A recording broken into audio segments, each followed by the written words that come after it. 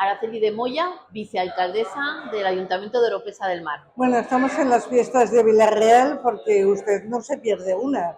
Pues no, la verdad es que además las fiestas de Villarreal, la Virgen de Gracia, no me lo he perdido nunca. Siempre que he podido he venido y como no podía ser de otra manera, hoy estamos aquí, que además coincide con mi cumpleaños. Así que perfecto. Pues entonces feliz cumpleaños. Muchas gracias.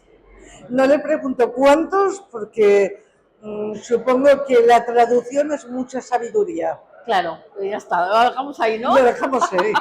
En Oropesa creo que también están próximos a fiestas. Sí, sí, estamos ya preparando lo que son las fiestas patronales de la Virgen de la Paciencia. El día 28-27 de septiembre es ya la coronación de la reina y las damas y bueno, estáis todos invitados también, por supuesto, y luego ya pues empezamos hasta el 12 de octubre sin parar.